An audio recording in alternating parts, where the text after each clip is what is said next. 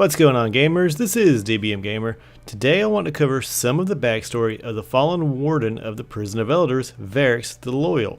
But before I discuss that, I have a few shoutouts to do.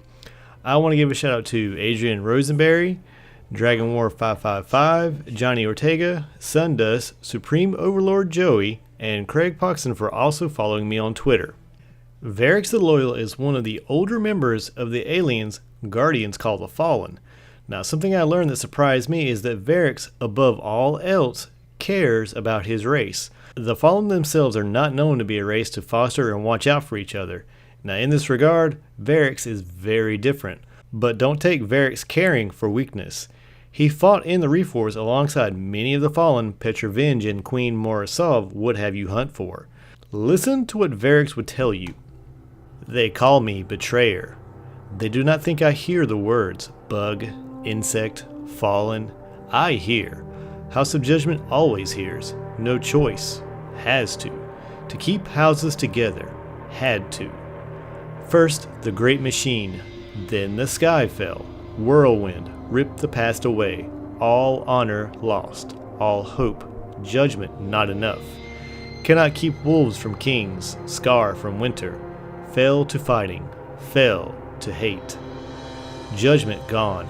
Others slaughtered, slain, death and docking, keep Elixni together, lost to pride and rage. Travel with many houses before wolves, we move across the dark, follow the light, advise Kells, worship primes, House of Judgment must survive, yes, found the light, too bright in the darkness to hide, House Winter attack, House Devils plot, House Kings plan, House Wolves circle, House Judgment wait.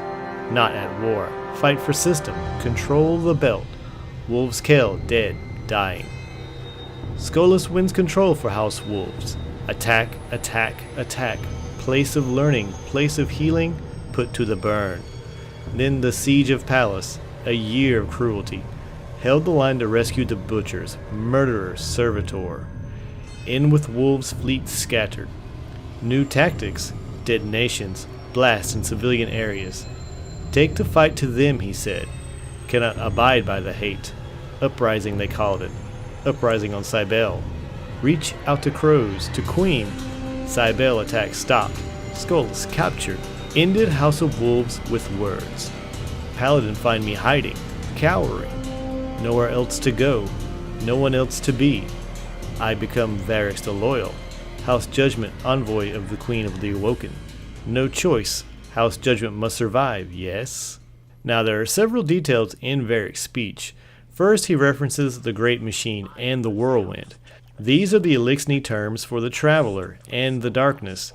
The Elixni were once associated with the Traveler just as the Guardians are now, but the Darkness came. Details of this are scarce. I don't think it went down like it did on Earth, however. Variks makes it a point to say that they fell from fighting and fell from hate. I believe that this is the reason we call the Elixni fallen. They quite literally fell from grace and their sins made the Traveler desert them. Much of Variks' House of Judgment were killed, so the remaining members became advisors for the Kells.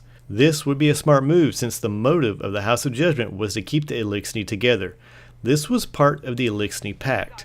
Stand next to Variks and he himself will tell you that he was a scribe in the house and had much respect. So the Fallen came to our solar system and found the Traveler. Now they decided to try and take control of the system, but the most resistance came from the Reef and a small city on Earth, the last city. In the Reef Wars, the Fallen lost the Kill of Wolves, Variksas. This was a major blow. The remaining members, instead of focusing on the Awoken in the Reef, instead focused on trying to gain the Kell's spot. Skolas would become the new Kell of the House of Wolves, and had Variks as his advisor. Now, a funny side story is the staff that Variks holds. It actually came from a Fallen from the House of Devils. He will tell you, I took the staff long ago from a devil captain, Vagus, called clever-headed. He was not as clever as Variks. Now, after the civil war for power within the Fallen for Skolas' new position, Variks saw this and decided it was time for a new course of action. He contacted the Awoken and sent a message that Skolas would take all of his remaining forces and attack. This was known as the Cybele Uprising. But thanks to Variks, the Queen was ready. Skolus realized that he had been betrayed, and he asked his trusted advisor Variks to stand perfectly still, and then cut off his arms.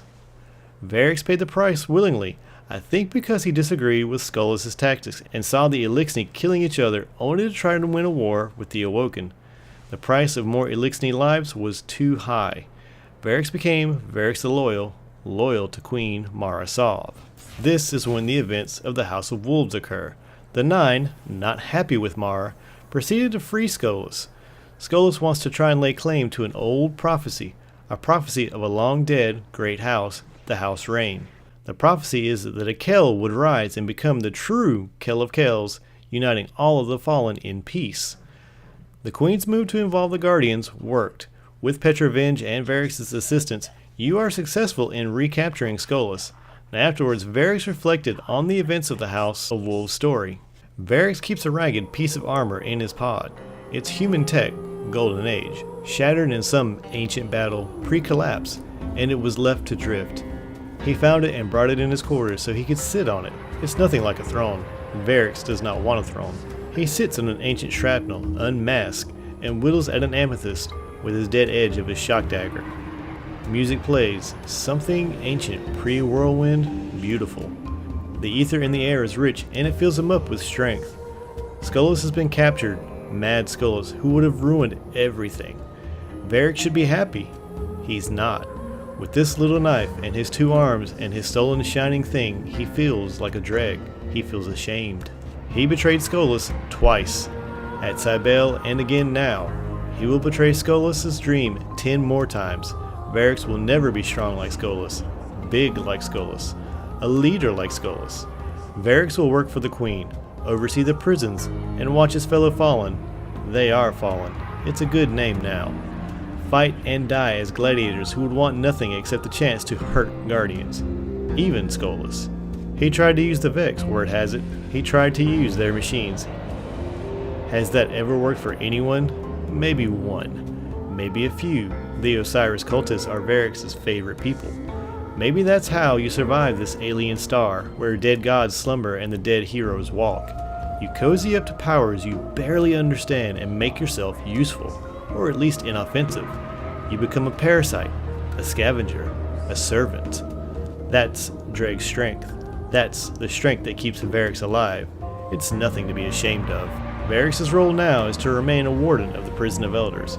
His work in the prison, setting up trial by combat, building an audience and a relationship with the reef scavengers and armories, will bring him a little closer to rebuilding the House of Judgment. Skolas' fury has guttered out. The fallen may yet accept peaceful, lawful rule. They may yet survive. They'll hang on. We're very patient, yes? Yes. Well guys, if you like this type of content, just hit the like button, or leave a comment, or if you want to see more, just hit that subscribe button. But as always guys, have a good one.